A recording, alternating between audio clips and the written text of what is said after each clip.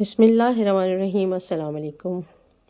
گجرات میں 5 بچوں کی وفات جو کمرے میں دھواں بھر جانے کی وجہ سے ہوئی، وہ رپورٹنگ ہم سب نے دیکھی۔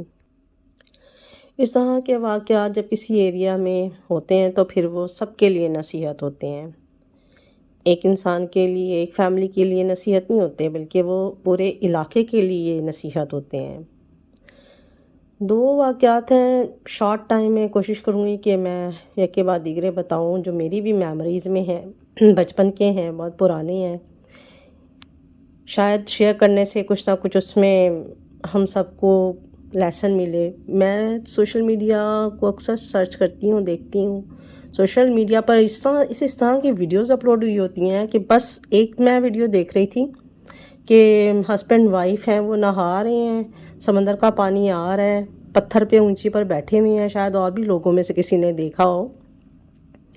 ایک اونچے سے پتھر پر وہ میاں بیوی بیٹھے ہیں، ایک دوسرے کے ساتھ جیسے ہنسی مذاق ہوتا ہے کپل کا۔ میچور تھے ماشاءاللہ، بڑے بچے تھے، ان کے پیچھے سے بچوں کی بھی آوازیں آ رہی تھیں۔ تو کوئی فکر نہیں، پہلے چھوٹی چھوٹی لہریں آتی رہیں سمندر کی، اس کے بعد تھوڑی بڑی بھی آئیں، لوگ انہیں پھر کہہ بھی رہے تھے ان کے ریلیٹیوز کہ باہر نکل آئیں، ڈینجرس ماحول ہے، لیکن انہوں نے کیئر نہیں کی۔ اور وہی ایٹ دا اینڈ کبھی خدا نہ خواستہ اس طرح کا کوئی واقعہ ہو جاتا ہے، وہی ہوا۔ ایک بہت بڑی لہر آئی، بہت زیادہ پانی پریشر سے آیا، اور وہ دونوں میاں بیوی آنکھوں کے سامنے بچوں کے، فیملی کے، رشتہ داروں کے بہہ گئے۔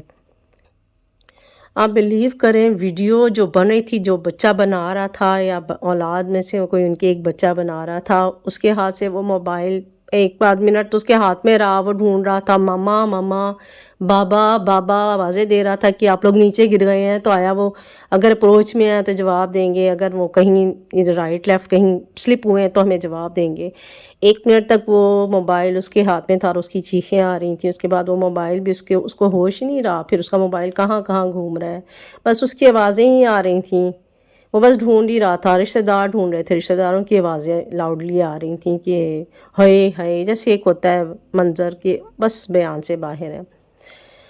اس طرح کے اکثر واقعہ سوشل میڈیا پر سرکولیٹ کرتے ہیں، اور ہونے بھی چاہیے اویئرنیس کے لیے، لوگوں کو آگاہی۔ لوگ بہت مذاق میں لیتے ہیں، خاص طور پہ میں دیکھتی ہوں مرد حضرات ہر چیز کو بہت نارمل لیتے ہیں، بغیر کسی فکر کے، بے فکر ہو کر، کوئی بات نہیں، کچھ نہیں ہوتا آ جاؤ، کچھ نہیں ہوتا آ جاؤ، کچھ نہیں ہوگا کرنے دو، کچھ نہیں ہوگا کرنے دو۔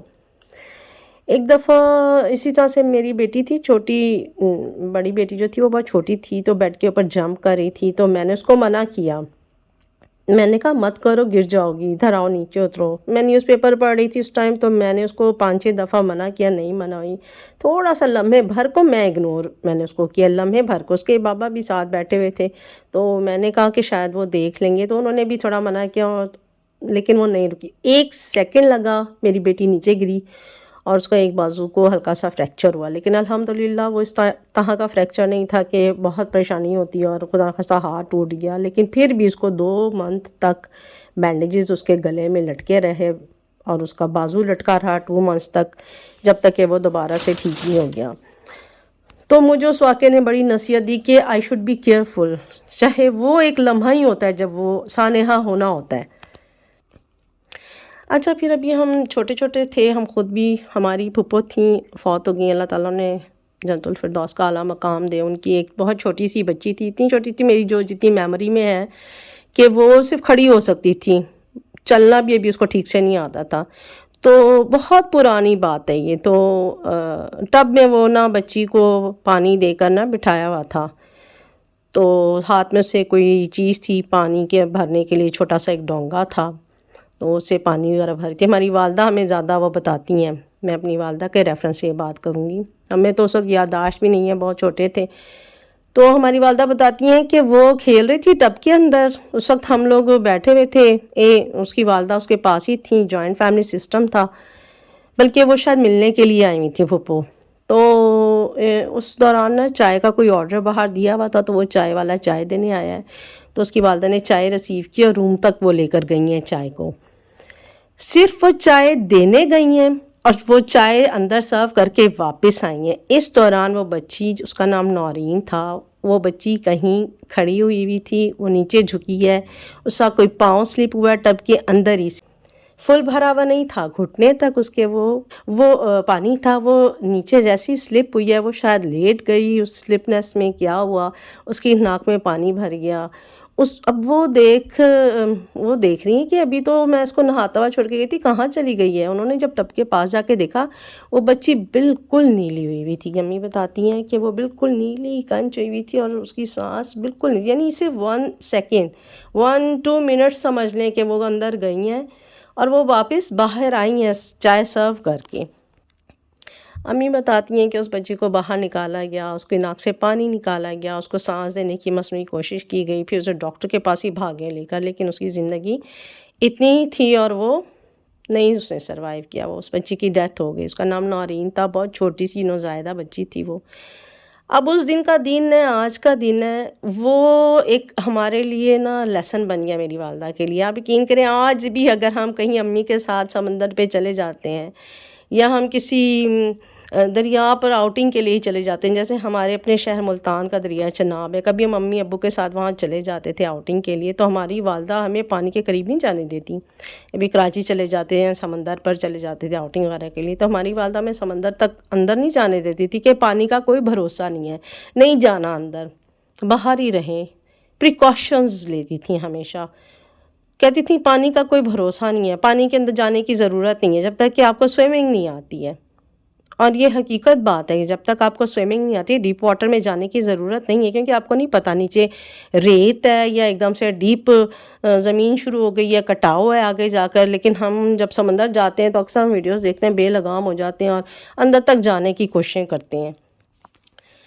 तो ये इस तरह के वाक़या, तभी अंगीठी का वाक़या है, या जो कमरे में गैस का भर जाना है, या हम मोबाइल लगाकर चार्जर पर छोड़ देते हैं, ये सब चीज़ें ऐसी हैं जिनमें एहतियात ज़रूरी है।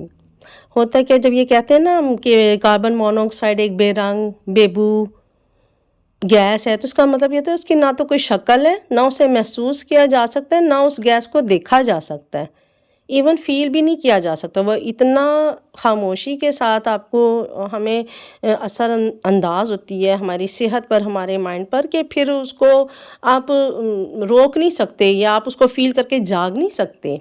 तो खुदारा एहतियात कीजिए अपने लिए, अपने बच्चों की सेफ्टी के लिए।